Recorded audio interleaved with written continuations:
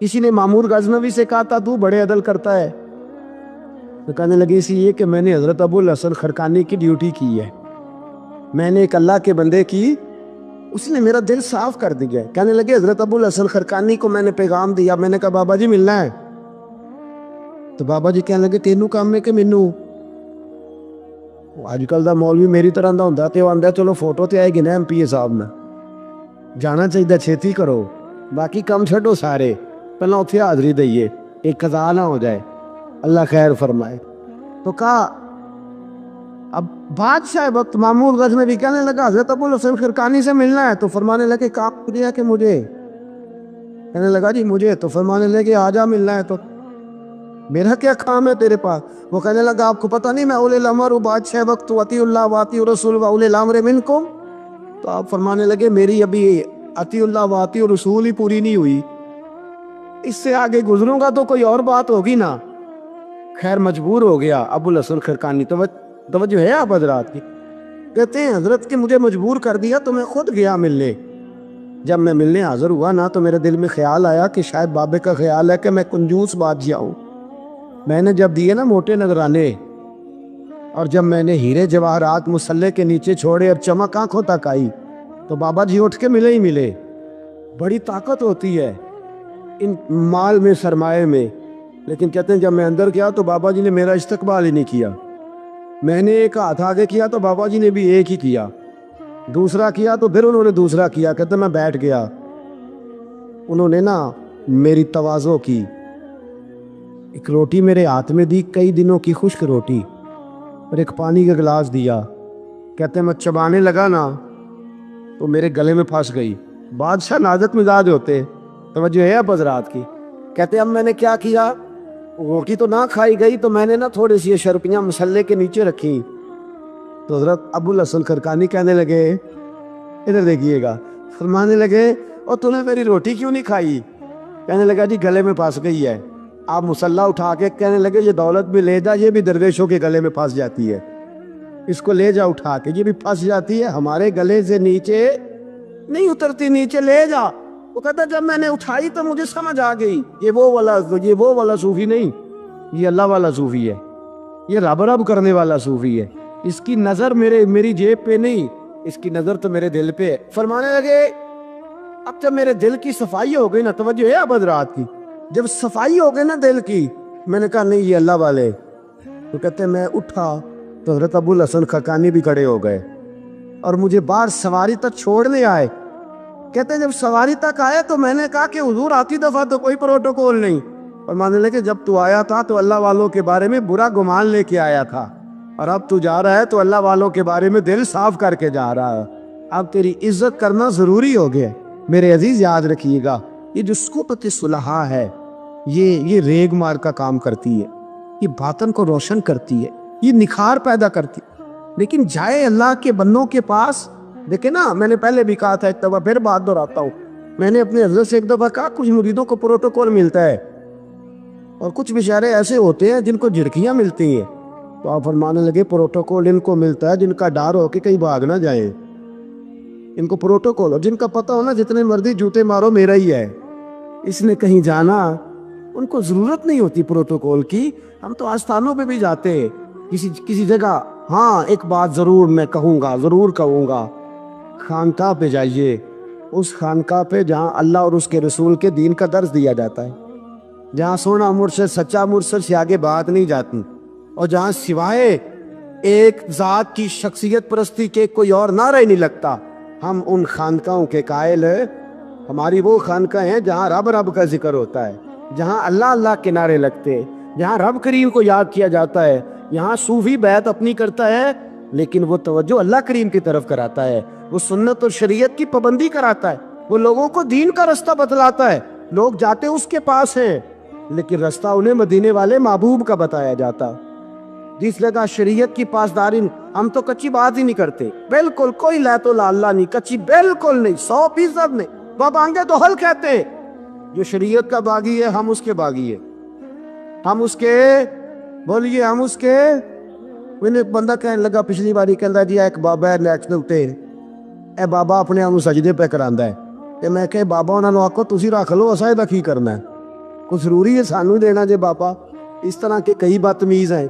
हमारा उनसे कोई ताल्लुक, हमारा उनसे कोई रिश्ता, हमारा तो रिश्ता उन लोगों से है जो अल्लाह और उसके रसूल की बात करते सल्लल्लाहु, जो कुरान का पैगाम देते हैं, जो हदीस मुस्तफ़ा खोल के अपने मुरीदीन के आगे रखते हैं। हमारा तो उन लोगों से रिश्ता है। अब कोई जाहिल आदमी को जाहिल बात करे तो हम उसके जिम्मेदार हैं, हमारी कोई जिम्मेदारी। और वैसे भी जब हम कह ही नहीं रहे हमारा बंदा है तो तुम हमारे खाते में क्यों डालते हो? जेड़ा बंदा भी गलत करे साढ़े खाते ही पै जाता, जेड़ा भी गलत करे। हम बिल्कुल कायल नहीं है। मैंने एक बहुत बड़ी इज्तिमा में ऐलान किया तो फिर कहता हूँ, आज जिन दरबारों पे नशा बिकता है हम उन दरबारों को बंद करने के कायल हैं।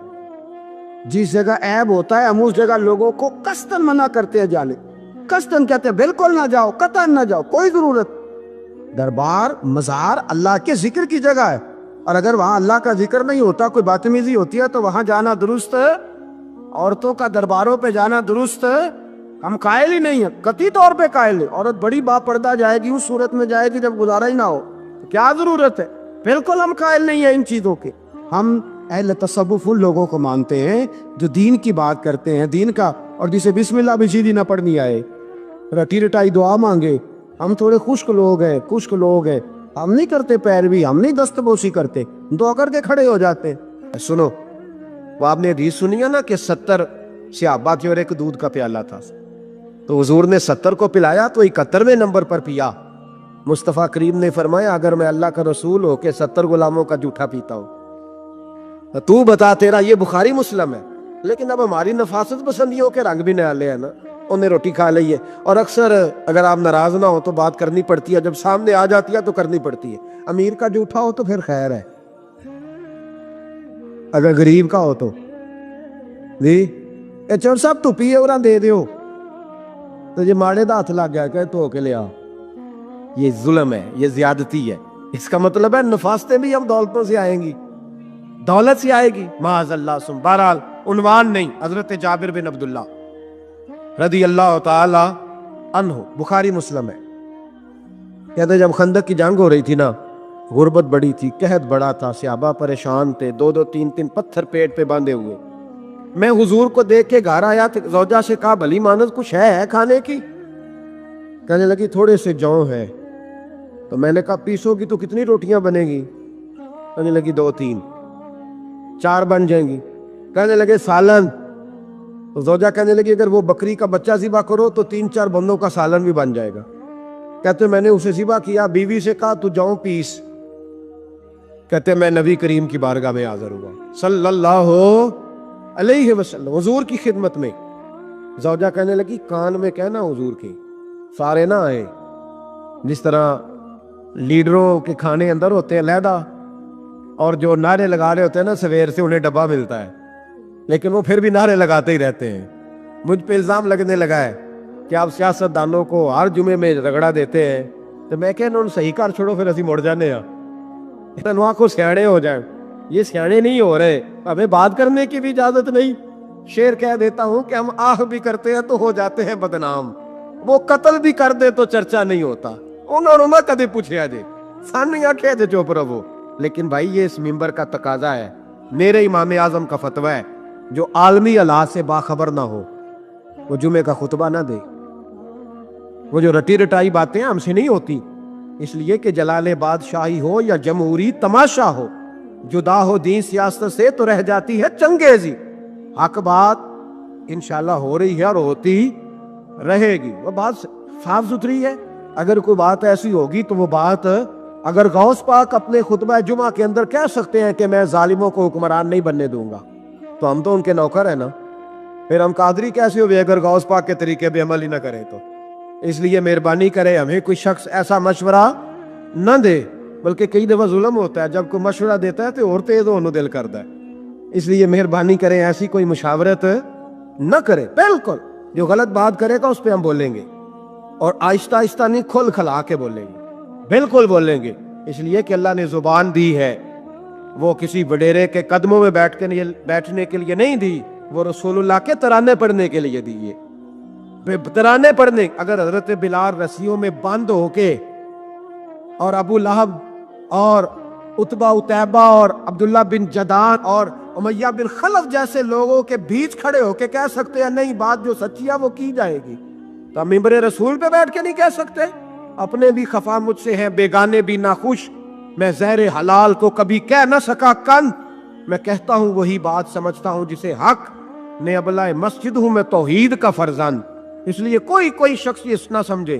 ہاں یہ بات علیحدہ ہے کہ ہمارا سیاسی ایجنڈا کوئی نہیں، ہمارا ایجنڈا رسول اللہ کی نوکری ہے صلی اللہ علیہ، سیاسی ایجنڈا کوئی نہیں، اللہ کے وجہ کی محبت تو سیاست کا چلن چھوڑ دیا، ہم اگر عشق نہ کرتے تو حکومت کرتے، وہ بات علیحدہ ہے۔ بہرحال عام دام برسر مطلب حضرت جابر ابن عبداللہ رضی اللہ تعالیٰ عنہ کہتے ہیں زوجہ نے کہا کان میں کھانا، میں نے کان میں جا کے کہا حضور 2-4 بندوں کی روٹی ہے آ جائے کھانا کھا لے۔ وہ والا رنگ نہیں تھا نا کہ لیڈروں کا کھانا اور کارکنوں کا کھانا چلو اور گل کر لینے، پیران دی یخنی تے روٹیاں پہ ہو کے کہندے حضرت جی بیمار نے تے مرید لنگر کھانے دے شفا ہے، تے میں کہا تو بھی کھا مار تینوں بھی شفا ہو جائے گی، تو اپنے لیے تے چوری بکائی اندر، یہ رنگ وہاں نہیں تھا۔ میرے نبی پاک سید عالم صلی اللہ تعالی علیہ وسلم کے کان میں کہا حضور 4-5 بندوں کی روٹی ہے، حضور باہر نکلے خندق سے، باہر نکل کے فرمایا چلو بھئی سارے، جابر نے کھانا پکایا ہمارا۔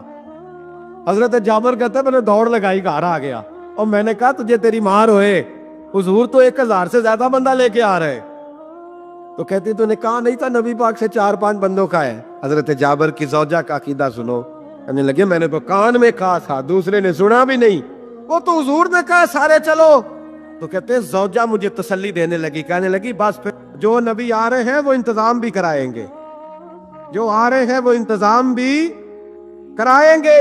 کیا کہا مولانا حسن رضا نے، قلم توڑ دیے، کہنے لگے آج جو عیب کسی پر نہیں کھلنے دیتے، آج جو عیب کسی پر نہیں کھلنے دیتے، ارے کب وہ چاہیں گے میری حشر میں رسوائی ہو، دل میں ہو یاد تیری کوچائے تنہائی ہو، پھر تو خلوت میں عجب انجمن آرائی ہو۔ کہتے حضور آئے 1000 سے زیادہ کا لشکر لے کے، اور مجھے فرمانے لگے روٹیاں نہ پکانا، پہلے آٹا میرے پاس لاؤ، اور چولہے سے کھانا نہ اتارنا، مجھے لے جاؤ۔ کہتے میں نے سالن بھی پیش کیا، روٹیاں بھی، حضور نے تھوڑا سا لواب دہن آٹے میں ڈال دیا، لواب دہن تھوڑا سا لواب دہن ہنڈیا میں ڈال دیا، فرمایا اب نکالتے جاؤ اور کھاتے جاؤ، میرا جھوٹا ہو گیا اب نکالتے جاؤ۔ حضرت جابر ابن عبداللہ کہتے ہیں 1400 بندے نے کھایا، ہمیں نہیں پتا روٹیاں کدھر سے آئی، اتنی برکت ہوئی پتہ نہیں کدھر سے آئی، سالن پتہ نہیں کدھر سے آیا۔ کہتے ہیں سارے سیر ہو کے کھا لیا، تو فرمایا چلو بھی جاؤ جا کے کام کرو، مجھے فرمانے لگے اب تو بھی کھا، آ جا بچے بھی بلا۔ کہتے سب نے کھایا، حضور اٹھ کے جانے لگے تو فرمایا ذرا روٹیاں دیکھ، پہلے زیادہ تھی کہ اب زیادہ ہے، ذرا دیکھنا سالن پہلے زیادہ تھا کہ اب زیادہ ہے، تو میں نے کہا نہیں حضور پہلے سے زیادہ ہے، میرے محبوب کے تبرک میں اتنی برکت ہے، تو حضور کے وجود سے جو چیز لگ جائے تو اسے قیمتی نہیں سمجھتا؟ کہاں بیٹھ کے دین پڑھا ہے؟ یا ہمیں سمجھا لے یا پھر ہم تجھے سمجھائیں، صحیح تینوں سمجھائیے تو صحیح کر کے سمجھائیے، ان لوگوں کو گمراہ کرتے ہو، اتنا غلط نظریہ، اس قدر غلط ہو۔ میں نا غار ثور پہ چڑھنے لگا تو مجھے وہاں ایک نیچے صاحب مل گئے، کہنے لگے تھی کہ لین چلے ہو، میں کہ تینوں اسی اتھوں میں نہیں پوچھ کے آیا جدو کرو آئے ہیں، ایتھوں میں نہیں تینوں پوچھنا بے لیا، تو غلط فہمی دا شکار ہے۔ کہنے لگا وہ تو حضور تو کام سے گئے تھے، آپ کو کیا کام ہے؟ میں کہ ایسے لئے ٹائم نہیں تیرے نہ گل کرن دا، اس واسطے کہ سانوں تے غار ثور پہ یاد ہوں دی ہے۔ واپس آ گئے، عام آدمی تھا، خیر وہ کہیں سے آیا ہوا تھا، اردو بولتا تھا، تو میں ایک عمرہ کرنے کے لیے جارانا سے واپس آیا تو طواف ہم کر رہے تھے، وہ بھی مجھے نظر آ گیا دوڑتا ہوا، میں انہوں باز مار لی، میں کیا حضرت حاضرہ تے پانیاں سے دوڑیا سان تے تو کا تو چھالا ماری پھر دے، او پیا ہی کولر تے جا پی رام کر جا کے، کہندے نہیں انہاں دی ادا تے ادا کرنی ہے، تو میں کہ اگر تو حضرت حاجرہ دی ادا کرنی تے اسی حضرت ابو بکر صدیق دی ادا کرنی ہے۔ عجیب آدمی ہے بھائی تو، عجیب بات ہے، لوگوں کا فلسفہ اپنا اپنا، اور پھر پکڑے ہم کہ اس بندے کو جو جواب نہ دے سکے، ایسا نہ کرو، یہ زیادتی ہے، امت کو اکٹھا کرو، اتفاق۔ یہ مجھ سے سوال کئی جمعے سے ہو رہا تھا، میں اصل میں نا ان موضوعات کو چھیڑتا نہیں، میری طبیعت اور ہے، لیکن کوئی بندہ یہ نہ سمجھے کہ ہمیں جواب نہیں آتا، یہ سوال اٹھا تھا، کوئی یہ نہ سمجھے کہ ہمیں جواب اللہ کے فضل سے، اللہ کے فضل سے، یہ قرآن مجید پڑھا ہے، یہ مسجد ہے، یہ جمعے کا دن ہے، ہم بات صرف وہ کرتے ہیں جس میں ضمیر اجازت دیتا ہے، اس لیے کہ سدا تو نہیں نہ رہنا، پتہ نہیں صبح سو کے اٹھنا ہے کہ نہیں اٹھنا، تو قوم کو گمراہ کر کے دین کے نام پہ جانا کدھر ہے؟ اس لیے بھائی خیال ہوتا ہے کہ تم لوگوں کو خراب نہ کرو، ہم تو چاہتے ہیں امت اکٹھی ہو جائے، لیکن یہ ظلم کرتے ہو، جب چھیڑو گے کسی کو تو پھر تو اس کا حق بنتا ہے نا وہ بولے، تو چھیڑا جاتا ہے۔ تھوڑے دن ہوئے حضرت حلیمہ سعدیہ کا سارا گھر گرا دیا، بلڈوزر چلا دیا، کہنے لگے یہاں لوگ آتے ہیں تو شرک ہوتا ہے، اور میں نے کہا جہاں اللہ کریم نے توحید پھیلانے کے لیے رسول کو بھیجا، 4 سال جہاں نبی پاک رہے وہاں کیسے شرک ہو سکتا ہے؟ کس طرح کی تو بات کرتا ہے؟ بہرحال جہاں میرے نبی پاک بیٹھ جائیں وہ جگہ برکت والی ہو جاتی، اس جگہ کو چومنا مسلمان کا ایمان ہے، اس جگہ پہ سجدہ کرنا مسلمان کا ایمان ہے، اس جگہ بیٹھ کے تبرک حاصل کرنا یہ مسلمان کا۔ میں تو پہلی دفعہ ریاض الجنت میں داخل ہوا تو میرے ساتھی کہنے لگے کیا ہوا؟ میں کہا ادھر آؤ، لوکاں نو اگے جا کے ملنی، سانو ایتھے ہی لب گئی جے، روضۃ من ریاض الجنہ، بار حدیث لکھی ہے، حضور نے فرمایا جو یہاں آ گیا وہ جنت میں آ گیا۔ یہ ہے ارض جنت، یہ طیبہ کی زمین ہے، جنت بھی یہی، مال کے جنت بھی یہی ہے۔ ایک بات اور کرنی ہے، بڑی ضروری ہے، میری بھی اور آپ کی بھی ذمہ داری ہے، اس کو بھی ضرور کرنا چاہتا ہوں، سن لیں۔ محمود غزنوی نا گزر رہے تھے، یہ آپ نے نا میری طرف دیکھنا ہے، یہ بات سنتے ادھر دیکھو، خاص اہم مسئلہ ہے، اس پر بڑا ضروری ہے آپ کا متوجہ رہنا۔ محمود غزنوی کہتے ہیں میرے دل میں خیال آیا کرتا تھا ہمیشہ کہ میں واقعی سبکتگین بادشاہ کا بیٹا ہوں یا معاذ اللہ میرا باپ کوئی اور ہے، اور ایک خیال مجھے آتا تھا کہ قیامت واقعی قائم ہوگی، شک رہتا، اور تیسرا میرے دل میں خیال آتا تھا کہ یہ مولوی بیچارے کمزور سے ہوتے ہیں، تو حدیث پاک میں آتا ہے کہ علماء نبیوں کے وارث ہیں، تو یہ واقعی حدیث سچی ہے یا مولویوں نے اپنی شان کے لیے بنا لی ہے؟ کہتے شک تھے 3، میں کہتا نہیں تھا کسی سے، پر دل میں رہتے تھے۔ تو ایک دن میں ہندوستان کی ایک گلی سے گزر رہا تھا، تو دین کا ایک طالب علم نے کونے میں بیٹھ کے تھڑے پہ پھٹے پہ بیٹھ کے نا سبق یاد کر رہا تھا۔ اسے جب سبق بھول جاتا نا تو ایک ہندو کھتری کی دکان تھی، اس کے اندر چراغ جل رہا تھا اور ایک چھوٹا سا روشن دان تھا، اینٹ نکلی ہوئی تھی، وہاں سے نا ایک کرن باہر آ رہی تھی روشنی کی۔ تو وہ طالب علم جب سبق بھول جاتا تو کتاب روشنی کے آگے کرتا، عبارت دیکھتا، پھر کونے میں جا کے یاد کرتا۔ محمود کہتے ہیں مجھے بچے کا ذوق بڑا اچھا لگا، میں نے اسے بلایا، میں نے کہا بچے تم لالٹین کیوں نہیں خریدتے؟ تو کہنے لگا میں یتیم ہوں اور رسول اللہ کا دین پڑھنا میرا شوق ہے، مدرسے میں پڑھتا ہوں پر غربت ہے، لالٹین نہیں۔ کہتے ہیں میں نے اسے تھپکی بھی دی اور لالٹین بھی دی، میں نے اسے کہا 2 سپاہیوں کی ڈیوٹی لگائی، جب تیل ختم ہو جائے تم نے تیل پہنچانا ہے۔ محمود کہتے ہیں زندگی میں بڑی نیکیاں کی تھی پر جتنا سکون آج ملا پہلے کبھی نہیں ملا تھا۔ کہتے ہیں شاہ کی نماز پڑھی تو دل میرا ٹھنڈا ٹھنڈا تھار، پھولوں کی سیب پہ میں سویا۔ کہتے ہیں آج تو میرے نصیب ہی جاگ گئے، نصیب ہی جاگ گئے۔ کہتے ہیں سارا شہر ایسے جیسے پھولوں کی طرح مہک رہا ہے۔ کہتے ہیں میں کیا دیکھتا ہوں کہ خواب میں میرے رسول تشریف لے آئے، خواب میری وچ ماہی آیا تے میں گل وچ پا لئیاں باواں تے ڈر دی ماری اکھ بھی نہ کھولاں کتے پھر وچھڑ نہ جاواں۔ اور کسی شخص نے کہا تھا چر ہویا مینوں ترلے لیندیاں کدی موڑ میرے ول واگاں، خواب میری وچ ایک وار جے آویں میں ساری عمر نہ جاگاں۔ کہتے حضور آئے خواب میں، ایک جملہ حضور نے کہا، ایک جملہ نبی پاک صلی اللہ علیہ وسلم نے کہا ایک، اور میرے تینوں سوالوں کے جواب دے دیے، ذرا دل کے کانوں سے سننا۔ کہتے ہیں محبوب فرمانے لگے او سبکتگین کے بیٹے، تو نے آج میرے ایک وارث کی خدمت کی ہے، میں قیامت کے دن تیری سفارش کروں گا۔ کہتے ہیں مجھے سمجھ آ گئی کہ میں سبکتگین کا بیٹا ہوں، مجھے سمجھ آ گئی کہ قیامت قائم ہوگی، مجھے سمجھ آ گئی کہ علماء نبیوں کے وارث ہے۔ تو حضرت داتا علی اجویری کے بھی پیر ہیں، حضرت جنید بغدادی کے بارے میں داتا صاحب نے لکھا ہے کشف المعجوب میں، فرماتے میں عالم بن گیا، پڑھ گیا، میرے ماموں بھی تھے، میرے مرشد بھی تھے حضرت سری سختی رحمت اللہ علیہ، تو مجھے اکثر کہتے کہ جنید یار تقریر کیا کر، میں کہتا ہوں حضور ابھی میں نیک نہیں، ابھی میں خود ٹھیک نہیں۔ میرے پیر بھائی بھی مجھے کہتے ہیں کہ حضرت کی بھی خواہش ہے تو ہمارا بھی دل کرتا ہے، لگتا ہے کہ آپ کی گفتگو کی برکت سے اللہ بڑے لوگوں کو ہدایت عطا فرمائے گا، آپ وسیلہ بنیں گے، تو بات کیا کریں۔ کہتے میں ٹال دیتا، میرے نصیب دیکھو، ایک دن میں اپنے گھر میں سویا ہوا تھا تو اچانک بغداد کی ساری گلیوں نے مہکنا شروع کر دیا۔ فرماتے اچانک ٹھنڈی خوشبوئیں پھیل گئیں، میرے نصیب دیکھو کہ مجھے مصطفیٰ کریم کا دیدار نصیب ہو گیا۔ خواب میری وچ آیا ماہی تے میں گل وچ پا لیا باواں، تے ڈر دی ماری اکھ بھی نہ کھولاں کتے پھر بچھڑ نہ جاواں۔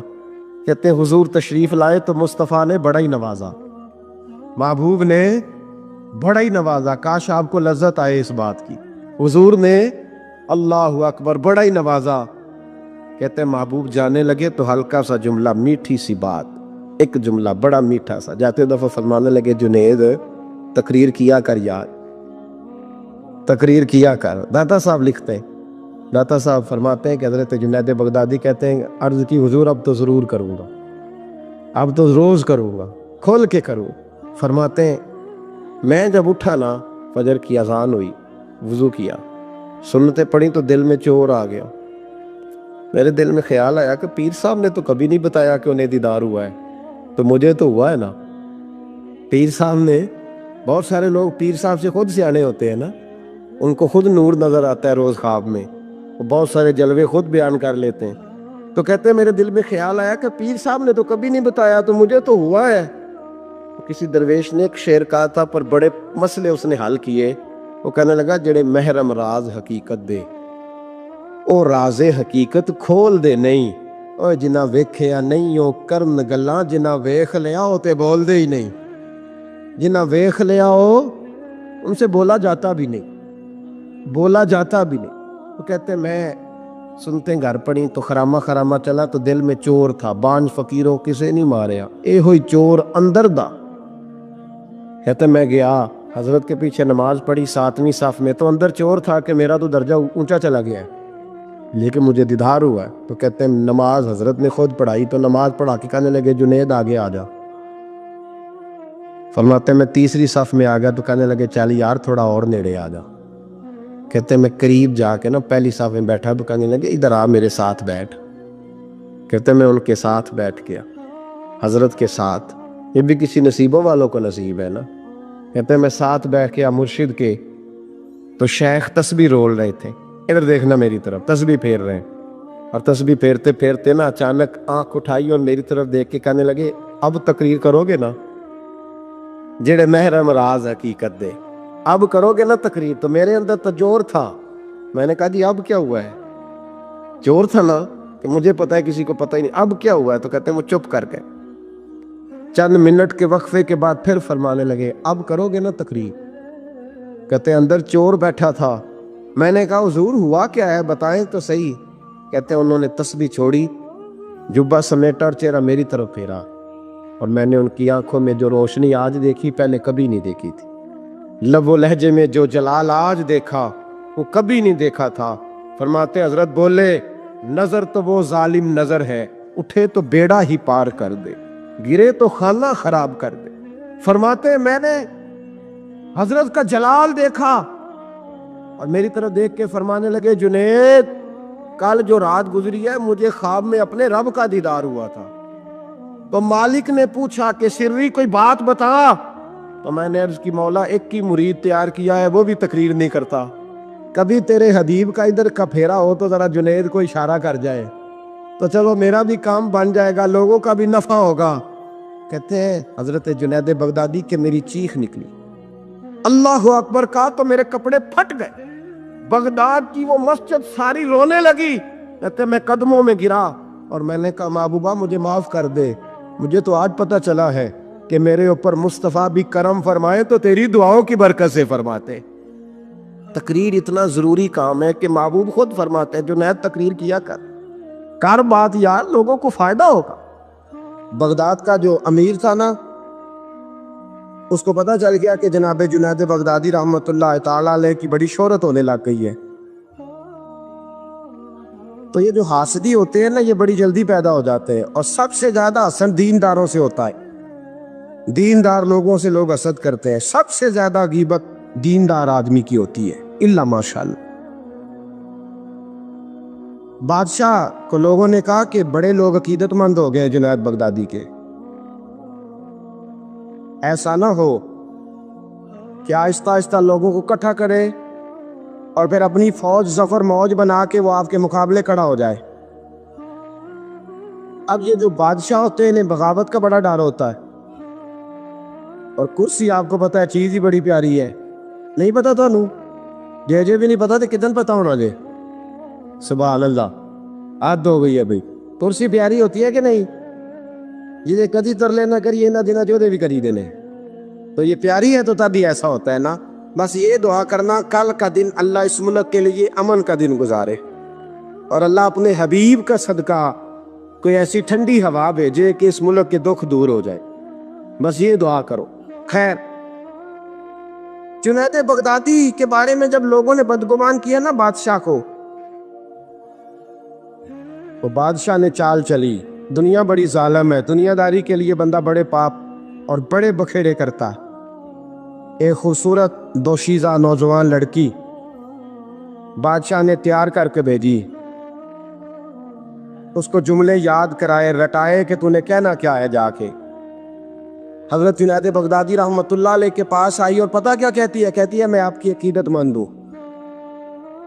کنیز بن کے آئی ہوں، دین سیکھنے آئی ہوں، اللہ اللہ سیکھنے آئی ہوں، آپ اس طرح کریں مجھے غلامی میں قبول کر لیں۔ حضرت جنید بغدادی نے یوں نظر اٹھائی، اس بی بی کے چہرے پہ نظر پڑی، اس عورت نے چیخ ماری، وہ تڑپی اور اس کی روح نکل گئی۔ پیغام گیا بادشاہ کو، مر گئی بی بی، موالو۔ بادشاہ کو بڑا غصہ آیا کہ میرے محل کی سب سے خوبصورت عورت جنید بغدادی کے ہاں گئی، مر گئی۔ پیغام بھیجا، جنید میرے دربار میں آؤ۔ حضرت جنید بغدادی فرمانے لگے، فقیر کا بادشاہوں سے تعلق ہی کوئی نہیں، میرا بادشاہوں سے تعلق، میں نے کیا لینے آنا؟ تجھے کوئی کام ہے تو الگ بات ہے، مجھے تجھ سے کوئی کام نہیں۔ بادشاہ کو اور غصہ آیا، میرے پاس نہیں آیا، گھوڑے تیار کیے، لشکر بنایا، حضرت جنید بغدادی کے پاس پہنچ گیا۔ جب آپ کے دربار میں آیا نا، حضرت جنید بغدادی رحمت اللہ علیہ بیٹھے تھے، پورے غصے کے ساتھ آ کے بیٹھا، کہنے لگا بڑا تو فقیر بنا پڑتا ہے، ولی بنا پھرتا ہے، ایک بی بی مار دی، بڑا فقیر بنا پھرتا ہے، عورت مار دی۔ حضرت جنید بغدادی نے آنکھ اٹھائی، فرمانے لگے نہ میں مارنے کا اختیار رکھتا ہوں نہ زندہ کرنے کا اختیار رکھتا ہوں، زندگی بھی میرا اللہ دیتا ہے، موت بھی اللہ دیتا، میرے پاس اختیار ہی نہیں۔ بادشاہ نے بات سنی تو ٹھہر گیا، کہنے لگا بی بی کیسے مر گئی؟ آپ فرمانے لگے میں آنے لگا تھا تیرے رستے میں، تو نے مجھے ہٹانے کا بندوبست کیا، اور بی بی آنے لگی تھی میرے اللہ کے رستے میں، اللہ نے اسے دور کرنے کا بندوبست کر دیا۔ میں تیرے اور دنیا کے درمیان آنے لگا تھا نا، تو نے مجھے سائیڈ پہ کرنے کا بندوبست کیا، بی بی میرے اور رب کے درمیان آنے لگی تھی، اللہ نے اسے سائیڈ پہ کر دیے۔ دنیا داری کیا ہے؟ جو اللہ اور بندے کے درمیان آ کر آج یہ دلوں پہ زنگ چڑھے ہیں، یہ دنیا داری کے زنگ ہیں۔ جب آپ کو اپنے پتہ کب اندازہ ہوگا آپ کو کہ دنیا آپ پہ چڑھ گئی ہے؟ جب اپنے سوا کوئی اچھا نہ لگے۔ پہلی بات جو ہمارے مشائخ نے لکھی ہے، جب سوائے اپنے کوئی اچھا نہ لگے تو پھر آپ دنیا دار ہیں۔ جب سوائے اپنے تو کسی کا فائدہ سوچنے کی صلاحیت چھوڑ دے، اور سوائے اپنے تو کسی کا بھلا نہ سوچے تو دنیا دار ہے۔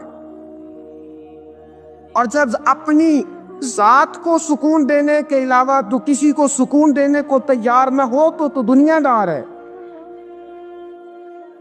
اور جب تیری آنکھ کھلے تو پھر بھی تجھے اپنی ذات نظر آئے، اور تیری آنکھ بند ہو تو پھر بھی اپنا ہی آپ دکھائی دے، پھر تو دنیا دار ہے۔ لیکن میرے دوست، اگر تیرا دل کرتا ہے کہ جو خیر مجھے ملی ہے اللہ میرے بھائی کو بھی عطا فرمائے تو پھر تو دیندار ہے۔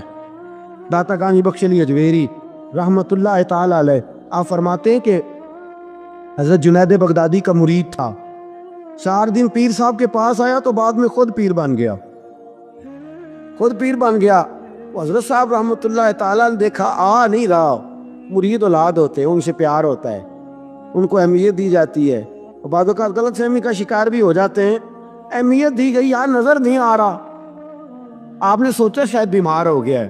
حضرت جنید بغدادی خود گھر تشریف لے گئے۔ حضرت جنید بغدادی جن کا ولیوں میں اس طرح مقام ہے جس طرح حضرت جبریل امین کا فرشتوں میں مقام ہے، اتنا بڑا، چل کے گھر گئے اور جا کے کہا السلام علیکم، کہتا جی وعلیکم السلام، کہتا تو آتا کیوں نہیں؟ کہتا مجھے اب آپ کی ضرورت ہی نہیں، میں اب خود بڑا پرہیزگار ہوں، مجھے کیا ضرورت ہے میں کسی کو اپنا بڑا مانوں، میں خود بڑا پرہیزگار ہوں۔ فرمایا ہوا کیا؟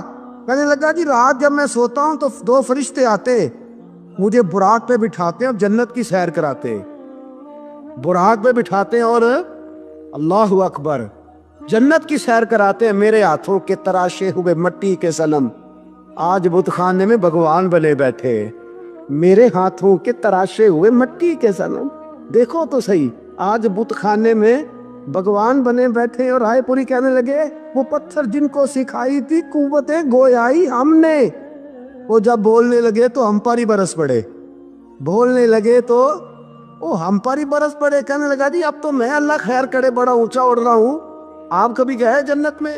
آپ مسکرا پڑے، فرمانے لگے بیلیا آج جب جنت میں جائے تو ذرا لا حول ولا قوت بھی پڑھ لینا، آج جب جنت میں جائے تو ذرا وہ بھی۔ وہ کہنے لگا چلو ٹھیک ہے پڑھ لوں گا، اٹھ کے ملا بھی نہیں، حضرت واپس آ گئے۔ رات کو خواب آئی، جنت میں جانے لگا تو خیال آیا جناب جنید بغدادی نے کہا تھا پڑھ ہی لوں، پڑھنے لگا لا حول ولا قوت الا باللہ، آنکھ کھلی تو روڑی کے ڈھیر پہ بیٹھا تھا، روڑی کے ڈھیر پہ بیٹھا تھا، وہ جو بھاگ رہے تھے ان سے پوچھنے لگا او مجھے کہاں چھوڑ کے جا رہے ہو خواب میں؟ وہ کہنے لگے شیطان کے مختلف روپ تھے، تو اصل میں حضرت جنید کے پاس زیادہ آنے جانے لگا تھا تو اللہ کے قریب ہونے لگا تھا، تو ہم نے چکر چلا کے تجھے وہاں سے روکا، تو بیوقوف ہے سمجھ نہیں آئی۔ اب رونے لگا جاؤں تو کس منہ سے جاؤں، حاضری دوں تو کس منہ سے دوں، اب میں کیسے جاؤں اس کی بارگاہ ناز تک، کس طرح حاضری دوں، گرا جو ان کی نگاہ سے وہ سنبھل نہیں سکتا۔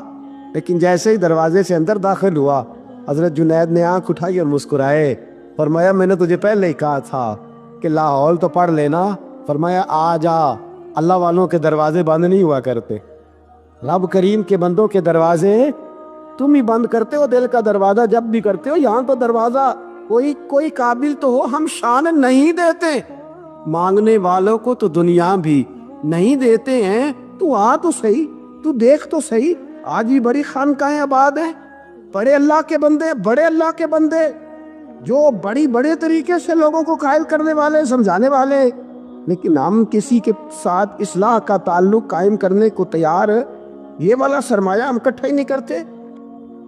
101 حافظ شہید ہو گیا، 101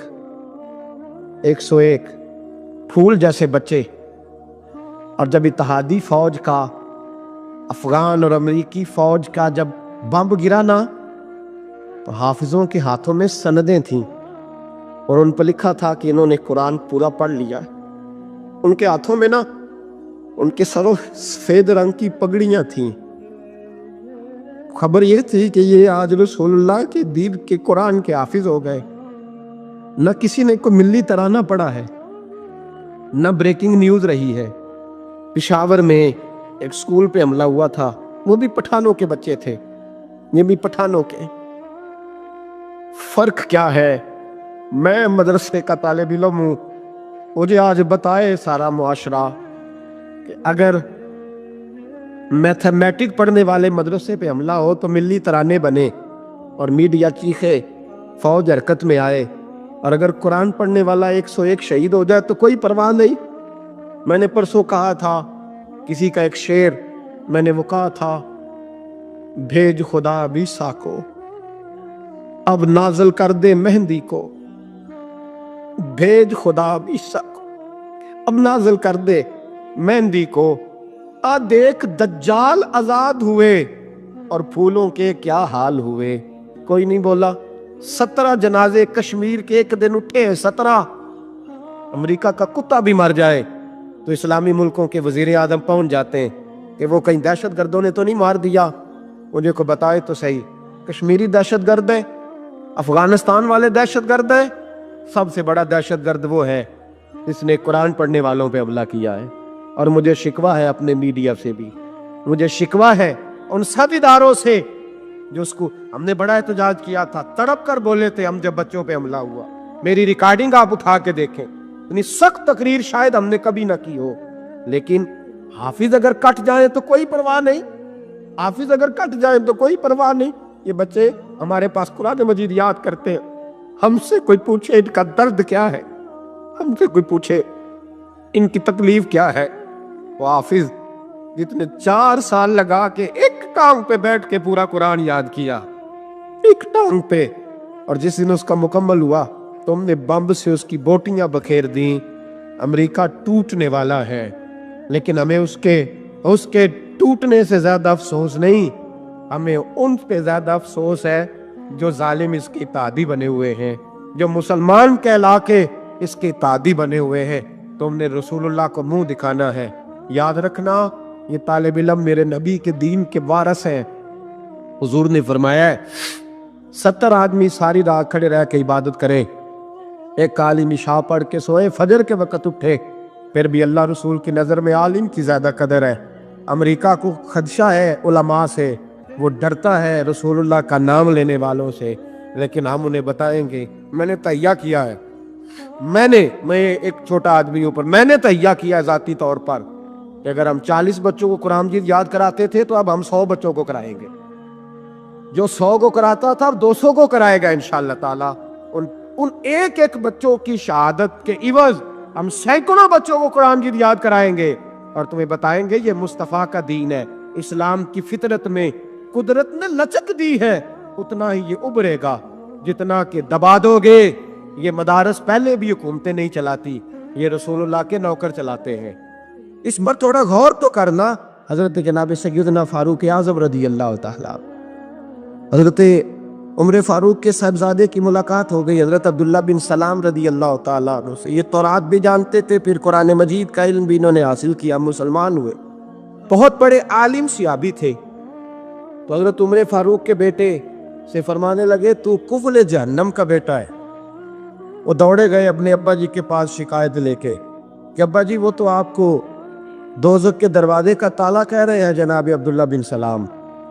تو سیدنا عمر نے مسکرانا شروع کر دیا, فرمایا اسے کیا لکھ کے دے, اسے کہہ دو لکھ کے دے دے.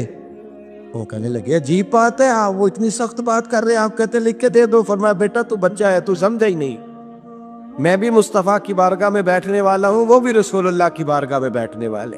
وہ کوئی بڑی بات کر گئے, تو نہیں سمجھا, جا لکھوا کے لا. وہ واپس آئے, کہنے لگے عمر کہتے ہیں لکھ دو.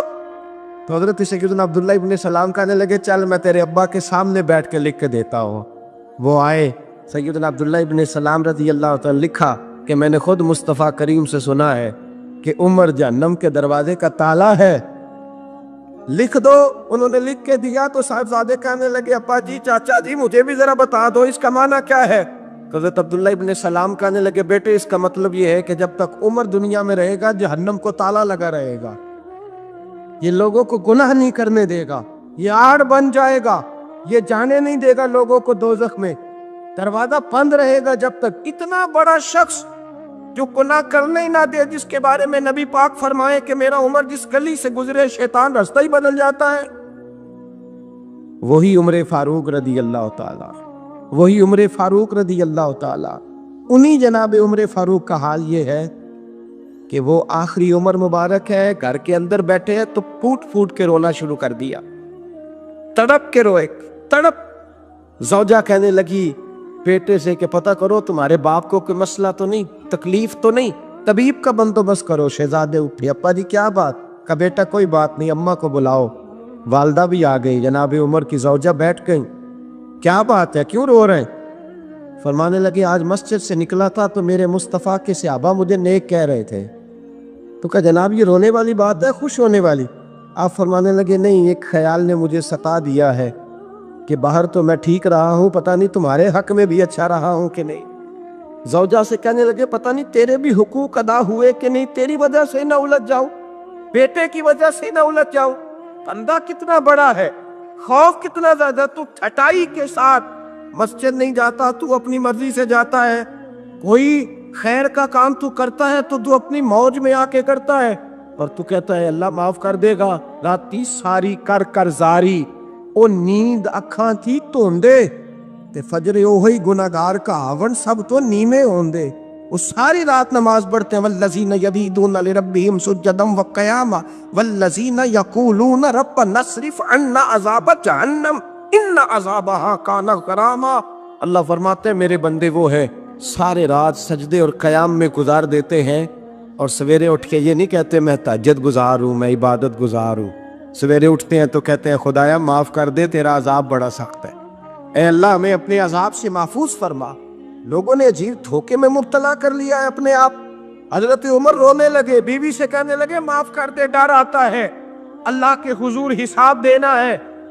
عدل کرے تے تھر تھر کمبڑ اونچیاں شانہ والے، فضل کرے تے بخشے جاون میرے جے منہ کالے۔ کہا تو اس طرح کر، زوجہ سے کہنے لگے چل تو مجھے معاف کر دے، میرے اوپر بوجھ بڑا تھا، رات کو چہرے پہ نقاب ڈال کے مصطفیٰ کی امت کی خبر گیری کرنا اور پھر سارا دن ان کی خدمت کرنا، میں تجھے اس طرح وقت نہ دے پایا جو میرا حق بنتا تھا۔ زوجہ رو پڑی، کہنے لگی زندگی میں نے بھی اس طرح کا کوئی انداز نہیں دیکھا جو بیویاں شوہر کے ساتھ دیکھتی ہیں، میں نے کوئی اس طرح کا آپ سے مطالبہ نہیں کیا، میرے دل میں یہ بات تھی، آپ خود بول پڑے۔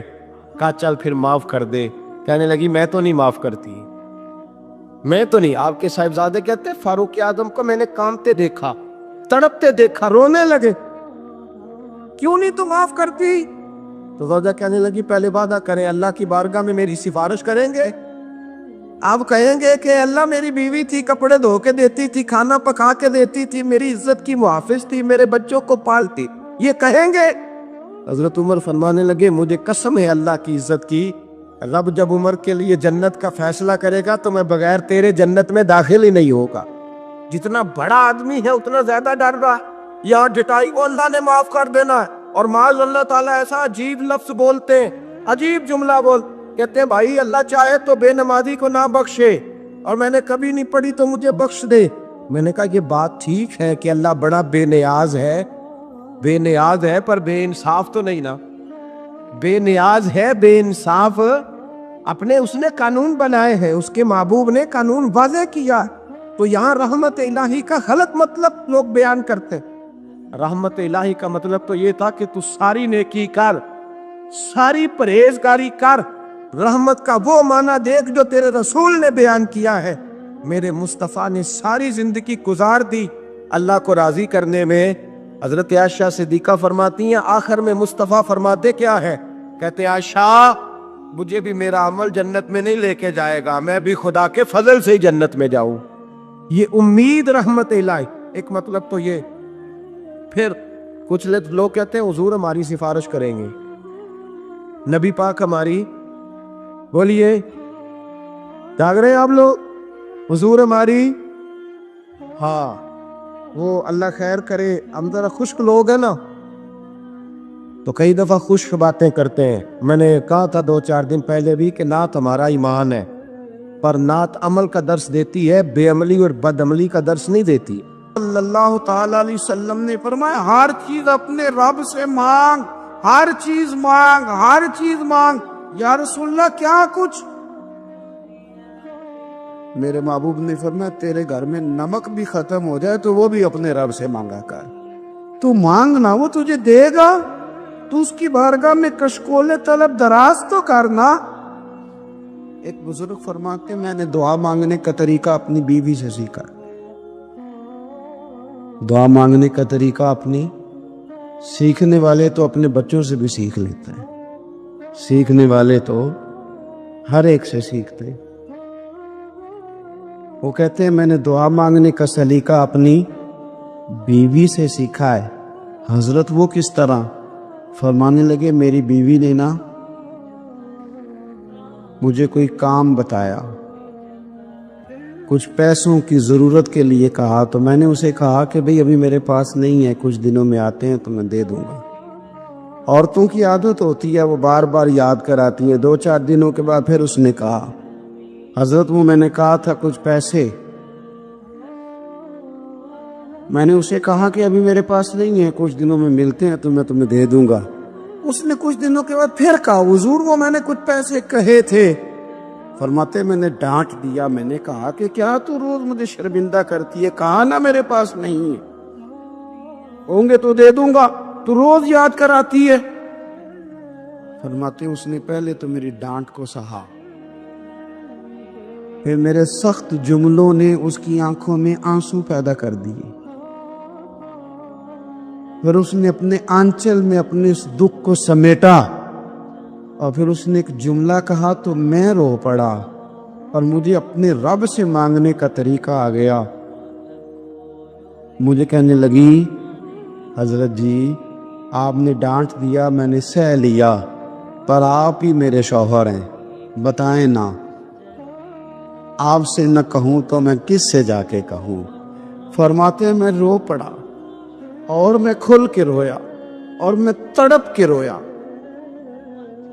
اور پھر میری سسکیاں بند گئیں۔ تو مجھے کہنے لگی آپ کو کیا ہوا؟ میں نے کہا مجھے بھی دعا مانگنی آ گئی ہے۔ جب میں اسے کہوں گا نا اللہ تو ہی میرا رب ہے، میں تجھ سے نہ کہوں تو میں کس سے جا کے کہوں؟ میں کیوں کسی بندے سے سوال کروں؟ میں کیوں کسی دنیا دار سے کہوں؟ میں تیرے بندوں کا، نیک بندوں کا وسیلہ لے کے، تیرے محبوب کی غلامی لے کے تیری بارگاہ میں آئے، تجھ سے نہ مانگوں تو کس سے مانگوں؟ سمجھ آ گئی ہے جب میں اس رنگ میں مانگوں گا تو تیرا رب میرے اوپر بڑا ہی فضل فرمائے گا، وہ میرے اوپر بڑی رحمت کرے گا، وہ میرے لیے آسانیاں کرے۔ حضرت عبداللہ ابن عباس فرماتے ہیں میرے نبی پاک علیہ السلام نے میری تربیت فرمائی، حضور نے میری تربیت فرمائی، اور محبوب پاک علیہ السلام نے فرمایا عبداللہ یاد رکھنا، یہ نوجوان دوست میری بات لکھ لیں، پریشان لوگ میری بات لکھ لیں، ان کے پاس قوت فیصلہ نہیں، وہ اس بات کو لکھ لیں۔ حضرت عبداللہ ابن عباس فرماتے ہیں میرے نبی پاک علیہ السلام نے مجھ سے فرمایا تھا عبداللہ سن، اگر ساری دنیا مل کے تیرا کوئی نفع کرنا چاہے، کر نہیں سکتی جب تک میرے رب کی رضا نہ ہو، اور فرمایا ساری دنیا مل کے تیرا کچھ بگاڑنا چاہے تو عبداللہ بگاڑ نہیں سکتی جب تک رب کریم کی حکمت کا تقاضا نہ ہو۔ لوگوں سے ڈرنا، لوگوں کی طرف دیکھنا، ماحول دیکھ کے اپنے راہ کا تعین کرنا، ہر بندے کے خیالات کے مطابق ڈھلنے کی کوشش کرنا، فلانا نہ ناراض ہو جائے، فلانا نہ ناراض ہو جائے، اور جس نے ہونا ہو جائے، بس رب رسول ناراض نہ ہو۔ اپنی زندگی میں اپنے مالک کو مولا جان کے، بل اللہ مولاکم، اللہ تمہارا مولا ہے، وَهُوَ خَيْرُ النَّاصِرِينَ، وہ بہترین مددگار ہے۔ توجہ جب بھی کریں رب کی جانب کریں، اپنے دل کا قبلہ درست رکھیں، سوچوں کے زاویے سیدھے رکھیں۔ میرے بھائی مالک جب بندوبست کر دے نا، جب مالک بندوبست کرتے پھر ایسا بندوبست کرتا ہے کہ لوگوں کے پاس نا چارہ نہیں رہتا۔ حضرت مریم رضی اللہ تعالی عنہا پاک باز تھی، مسجد میں رہی تھی، پر مالک کی حکمت کے تقاضے بڑے عجیب ہیں نا۔ پھر جناب مریم کو اللہ تعالیٰ نے بغیر شوہر کی اولاد عطا کر دی۔ یہ بات ہی ایسی تھی، وہ کسی نے کہا تھا کہ مخلوق تو فنکار ہے اس درجہ کے پل بھر میں سنگے در کعبہ سے بھی اصنام تراشے، تم کون ہو کیا چیز ہے داغے کبابی، لوگوں نے تو مریم پہ بھی الزام تراشے۔ تو لوگوں نے کہا کدھر سے لے آئی بچہ، تیرا باپ تو ایسا نہیں تھا، کہاں سے لے آئی؟ اللہ کرے میں آپ کو سمجھا سکوں، ذرا اپنے آپ کو وہاں کھڑا کریں کہ ایک پاک باز عورت، پاک باپ کی بیٹی، طیب ماں کی بیٹی، اور اللہ کے گھر میں پرورش پانے والی خاتون، ایک وہ وقت اور ایک یہ وقت کہ اس عورت کو کٹہرے میں کھڑا کر کے پوچھا جا رہا ہے کہ معاذ اللہ تیری گود میں بچہ جائز نہیں ہے، کہاں سے لائی ہے؟ اب خود سے صفائیاں بندہ کتنی کو دے، کتنی کو وضاحتیں کرے؟ اور میں نے تو اپنی زندگی میں دیکھا ہے زیادہ وضاحت دینے والے کو بھی لوگ جھوٹا سمجھنے لگ جاتے ہیں، زیادہ وضاحت دینے پر بھی لوگ کمزوری کا اظہار سمجھتے ہیں کہ کمزور پڑ گئے۔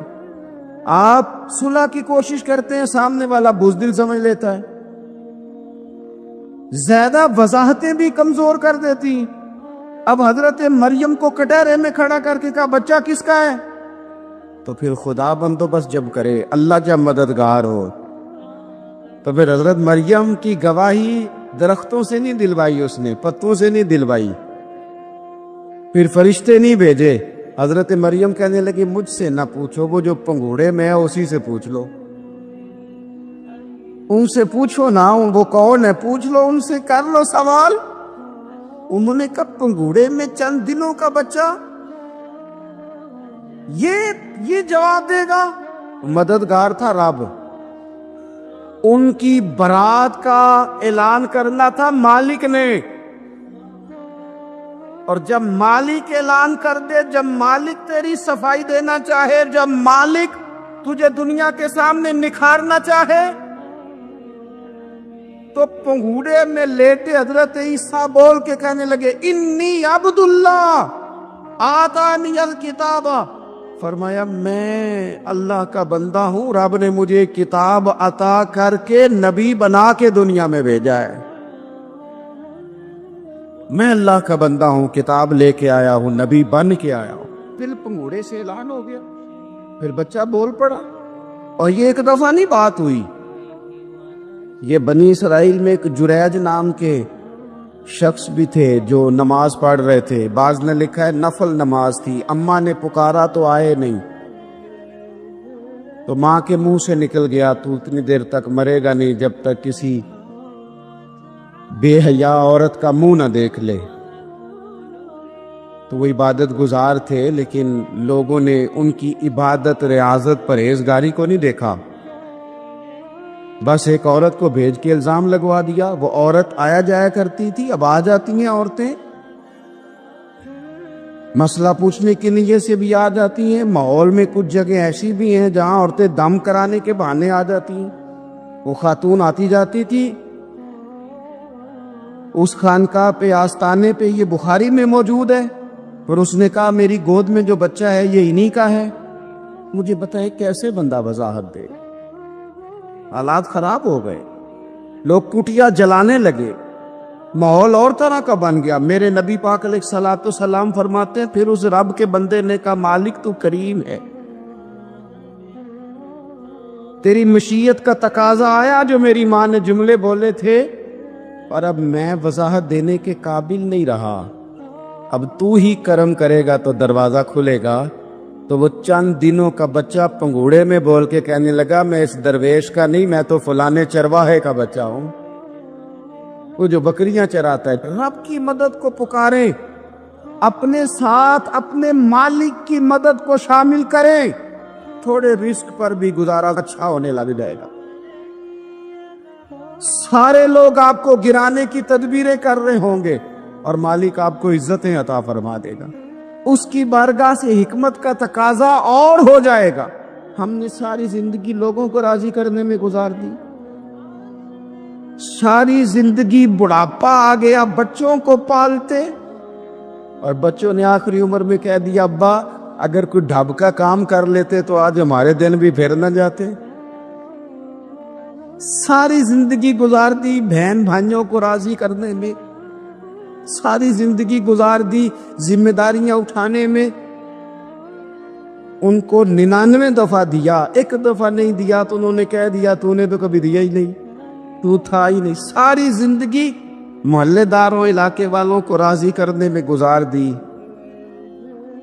اور میں نے ایسے لوگ بھی دیکھے دین کے لیے وقت گزارا، لیکن جب بڑھاپے میں دانت کام نہ کرتے تھے تو وقت کے مفتیوں کو بھی مسجدوں کی کمیٹیوں نے کہہ دیا اب آپ کی سمجھ نہیں آتی، ہم نے خطیب کو یور رکھنا ہے، نہ دیکھو دنیا کی طرف، دنیا رلا دیتی ہے، نہ راضی کرو بندوں کو، بندے تھکا دیتے ہیں، نہ پیچھے بھاگو ہر وقت دنیا داروں کے، یہ انسان کو کمزور کر دیتے ہیں۔ وہ تو کریم ہی بڑا ہے، 2 آنسو زمین پر بعد میں گرتے ہیں، بندے کے گناہ سارے پہلے معاف فرما دیتا ہے۔ اللہ کی مدد کا حصول، اپنے مالک کی مدد کی طرف بڑھنا، آپ کو بدر کی جنگ بھی یہی درس دے گی، آپ کو احد کا میدان بھی یہی سبق دے گا، فتح مکہ بھی یہی سبق دے گا۔ میرے دوستو، جب رب مدد فرمائے، جب اللہ مددگار بنے، دوستوں سے ایک بات اکثر کرتا ہوں، میں کہتا ہوں کہ جتنے درد سے آپ امیر کو اپنی کہانی سناتے ہیں نا، اور جس طرح آپ کے آنسو بات کرنے سے پہلے گر جاتے ہیں کہ غریب ہیں، بچیاں ہیں، کاروبار نہیں، او میرے سنگیو، اس سے آدھے آنسو اپنے رب کی بارگاہ میں بکھیرو، اس کے حضور عرض گزار ہو جاؤ، اس سے طلب کرو۔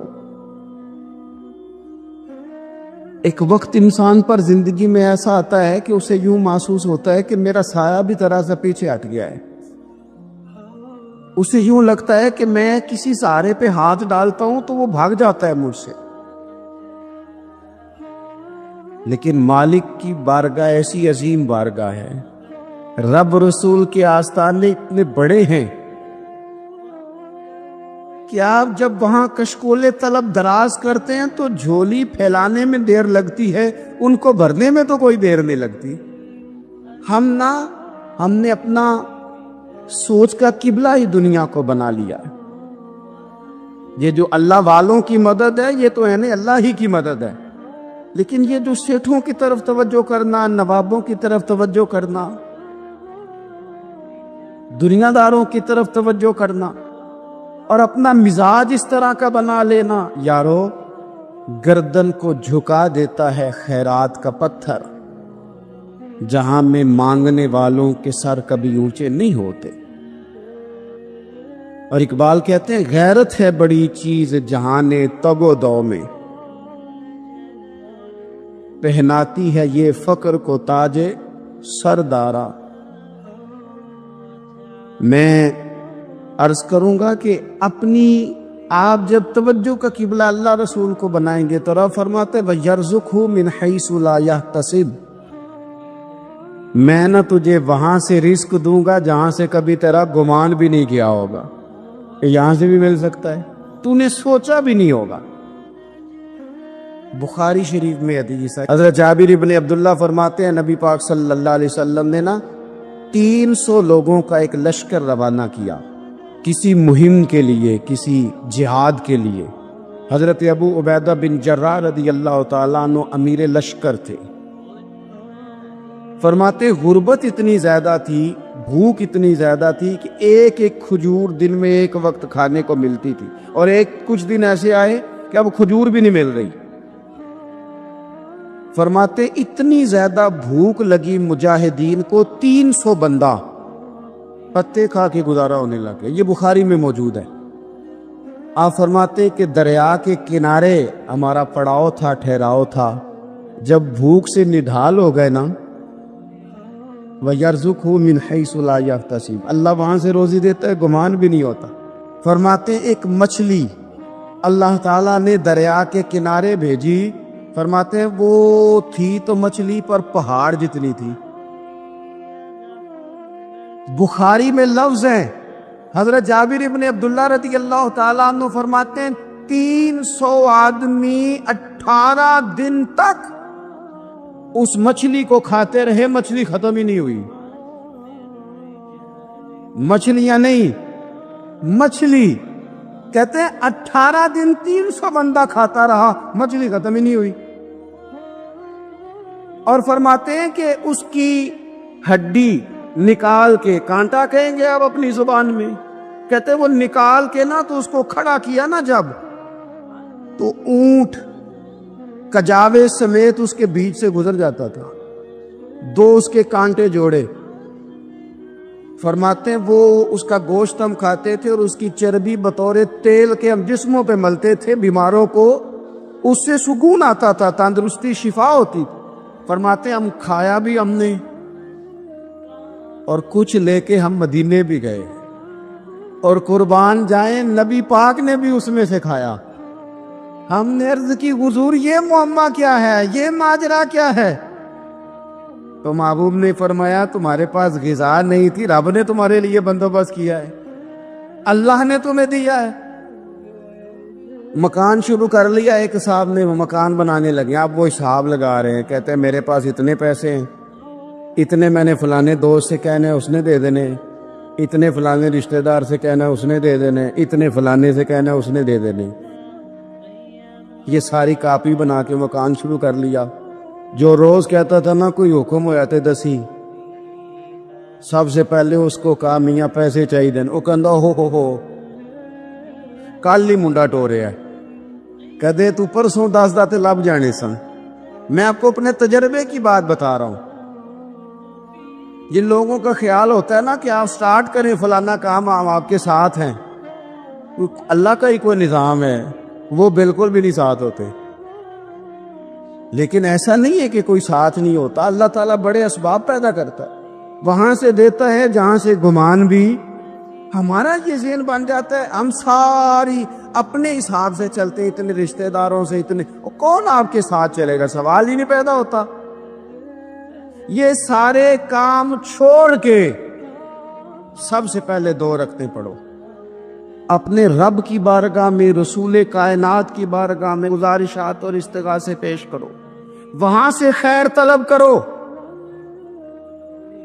دنیا دار کیا دیں گے، کیا دے سکتے ہیں، کیا حیثیت ہوتی ہے کسی؟ اللہ کہتا ہے وہاں سے دوں گا۔ تو جو اللہ مال دے وہ لینا چاہیے کہ رشتہ داروں کا مال دیکھنا چاہیے؟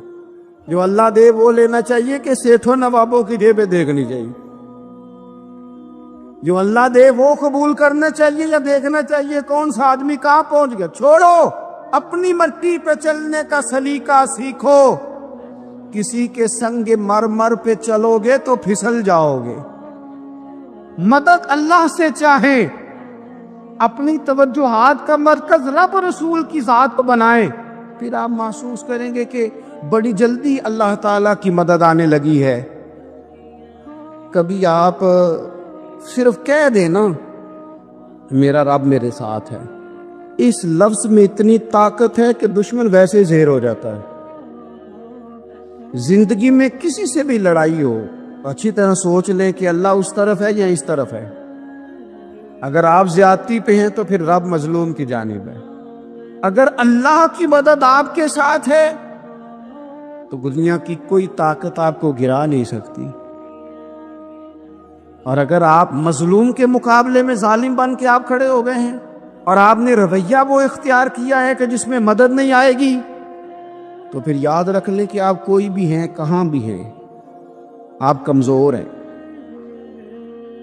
طاقتور تھے ابتدائے اسلام میں، ظاہری طاقت تھی کفار مکہ کے پاس، وہ ڈنڈوں سے مارتے تھے غریبوں کو، ان کے ہاتھوں میں ڈنڈے تھے، اور خدائی طاقت ان مظلوموں کے ساتھ تھی۔ صاحب زرقانی نے لکھا ہے حضرت زنیرہ رضی اللہ تعالیٰ عنہ ایک لونڈی ہے، غریب ہے، ماڑے دا کی کام محمد نس جانا یا رونا، غریب سادی بی بی اور لونڈی کنیزہ، ایک مشرک کی کنیزہ تھی، انہوں نے کلمہ پڑھ لیا، وہ ڈنڈوں سے مارتا، دروں سے مارتا، تکلیف دیتا۔ حضرت زنیرہ رضی اللہ تعالی عنہ کو اتنا مارا، اتنا مارا۔ اب آپ ایک اور پہلو پر بھی غور کریں، مار بھی پڑ رہی ہے پر خدا ادھر ہی ہے، اللہ کی مدد ادھر ہی ہے۔ رب کہتا ہے کہ پہلے تو صبر کرنا، ان اللہ مع الصابرین، تو صبر کرے گا تو پھر رب کی معیت ملے گی۔ ذرا ٹھہرنا، تو تو تھوڑا ڈانٹنا، ان الذین قالوا ربنا اللہ ثم استقاموا تتنزل علیہم الملائکہ، تو کہ اللہ میرا رب ہے، پھر تو پہلے ڈٹ،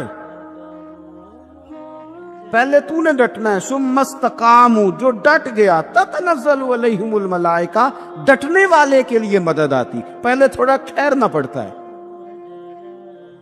پہلے تھوڑا صبر کرنا پڑتا ہے، حوصلہ کرنا پڑتا، اس کے بعد مدد آتی۔ مار پڑ رہی ہے، مارا جا رہا ہے، حضرت زنیرہ کو ان کا مالک جو ہے ظاہری آقا وہ مار رہا ہے، یہ کنیزہ ہے، اتنا مارا ان کی بینائی چلی گئی، نظر آنا بند ہو گیا۔ ابو جہل آیا اور کہنے لگا زنیرہ دیکھا نا ہمارے بت تیری آنکھیں لے گئے، معاذ اللہ، لات و منات ہمارے بتوں نے تجھے اندھا کر دیا۔ اب ایسا نہیں ہے کہ بی بی روتی جا رہی ہے، مایوسی، معاذ اللہ، پریشانی، غریبی بڑی ہے، پوچھنے والا کوئی نہیں، یہ باتیں نہیں۔ کیا جملے ہیں خاتون کے، کیا لفظ ہیں۔ ابو جال نے تنزیہ کہا، معاذ اللہ، کہنے لگا دیکھا نا ہمارے بتوں نے تجھے اندھا کر دیا۔ تو جناب زنیرہ آنکھوں کی بینائی گئی ہے، رات کو گئی ہے، دکھ ابھی تازہ ہے، لیکن اللہ پہ جو توکل ہے، اپنے مالک سے جو رشتہ ہے وہ اتنا مضبوط ہے، اتنا طاقتور ہے، اس میں اتنی گہرائی ہے کہ حضرت زنیرہ بول کے نا اتنی قوت سے بولی، اتنی طاقت سے بولی کہ پورے کفر پر لرزہ طاری ہو گیا۔ فرمانے لگی تمہارے بتوں کی کیا اوقات ہے کہ وہ میری بینائی لے جائیں، یہ میری رب کی حکمت کا تقاضا ہے۔ جب تک اس نے چاہا زنیرہ دیکھتی رہی، اور جب اس نے چاہا زنیرہ کی آنکھوں کی بینائی چلی گئی، اور اگر وہ چاہے گا نا تو بینائی واپس بھی کر دے گا۔ اگر ہو ذوق یقین پیدا تو کٹ جاتی ہیں زنجیریں، اگر وہ چاہے گا تو بینائی آ بھی جائے گی۔ حضرت زنیرہ نے رات کو یہ لفظ کہے، ابو جال اور سارے کفار ڈر کے سن کے چلے گئے، آپ اطمینان سے آ کے بستر پہ سوئی۔ جب سویرے اٹھی تو اللہ نے آنکھوں کی روشنی واپس کر دی تھی، آنکھوں کی اب چھڑی پکڑی ہے، بازاروں میں گھومتی ہے، کہتے ہیں بلاؤ کدھر ہے تمہارے لات و منات، دیکھو میرے رب نے روشنی واپس کر دی۔ آ کر میرے ساتھ ذرا ستم کر ہنر آزمائیں، تو تیر آزما ہم جگر آزمائیں۔ حضرت رومی کہتے ایک بادشاہ تھا، تو اس کو یہ بڑا اس کے ذہن میں بات بیٹھ گئی تھی کہ ملوث ہوتے ہیں لوگ۔ وہ اکثر ایک ہفتے میں ایک دفعہ شکار کھیلنے جاتا تھا۔ جب وہ جاتا تھا تو اپنے وزیروں سے کہتا کہ رستہ صاف کرا دو سارا، کوئی بندہ رستے میں نہ آئے، اگر کسی منحوس کے متھے لگ جاؤں تو میرا نا اس دن شکار ٹھیک نہیں ہوتا۔ ایک دفعہ کا ذکر ہے کہ بادشاہ نکلا شکار کے لیے، تو رستے میں ایک بندہ آ گیا جو بیچارہ ایک آنکھ سے کانا، پتا تھا سڑک پہ چڑھ میں، بیچارہ غلطی سے چڑھ گیا، تھا بھی بندہ کانا، آنکھ سے نظر نہیں آتا تھا، بادشاہ کے رستے میں۔ اب بادشاہ کو بڑا غصہ، میرے رستے میں کیسے آ گیا، اب تیری شکل دیکھ لیا تو بندہ بھی منحوس قسم کا ہے، اب میرا شکار ٹھیک نہیں ہوگا۔ بادشاہ کہنے لگا اس طرح کرو، اس کو یہاں سڑک پہ باندھ دو۔ اس کو درخت کے ساتھ باندھ دیا، دو سپاہی تلواریں دے کے کھڑے کر دیے، کہا میں واپس آتا ہوں، اگر تو میرا شکار ٹھیک ہوا تو یہ بچ جائے گا، اگر ٹھیک نہ ہوا اس کی خیر کوئی نہیں۔ ٹھیک ہے جی۔ بادشاہ شکار کھیلنے گیا، مزے کی بات کہ اس دن شکار بڑا ہی اچھا ہوا۔ وہ کہتا ہے زندگی میں کبھی اتنا شکار نہیں مارا جتنا آج مارا، بڑا زبردست رزلٹ اس دن نکلا۔ بادشاہ وہ جانور سارے باندھے،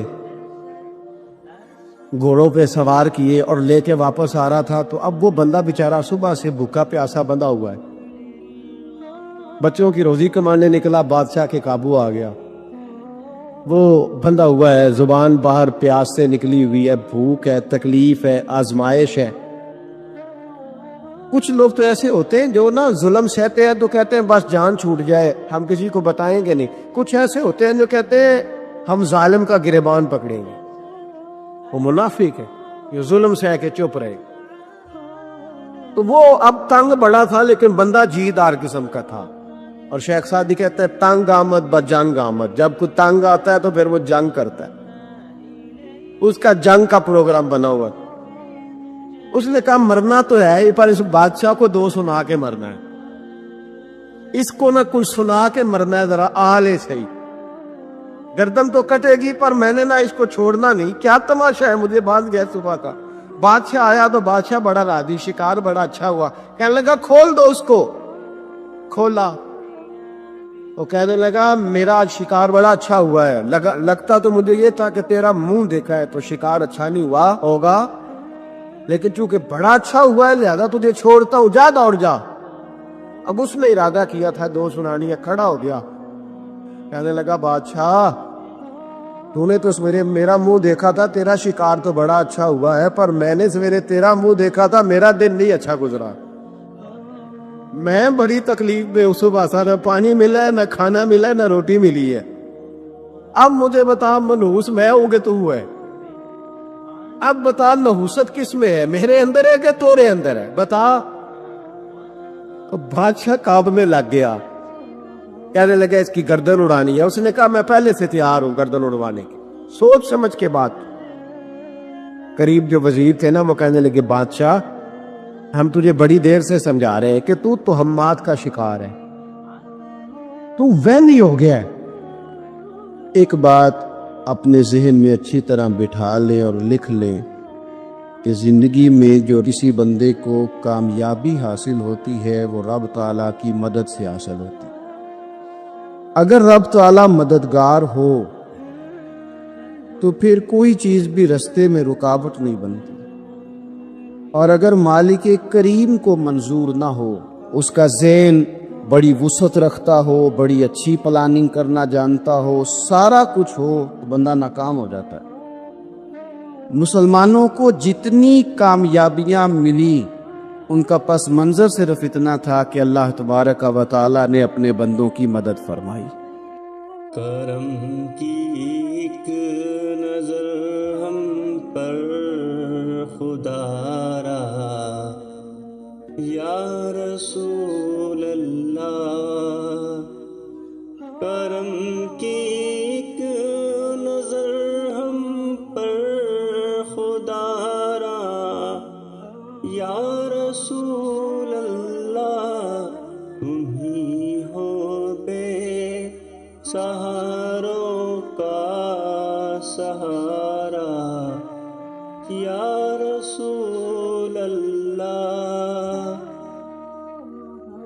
تم ہی ہو بے سہاروں کا سہارا، یا رسول اللہ.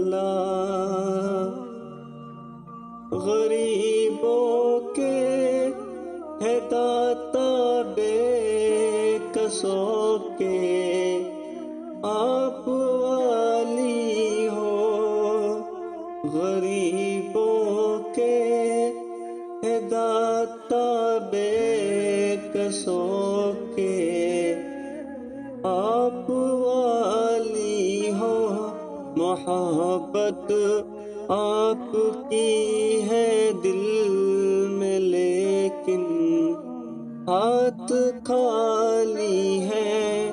محبت آپ کی ہے دل میں لیکن ہاتھ خالی ہے. ادھر بھی اپنی رحمت کا سہارا، یا رسول اللہ. پکارا ہے مدد کو یا نبی ہم بے گناہوں نے.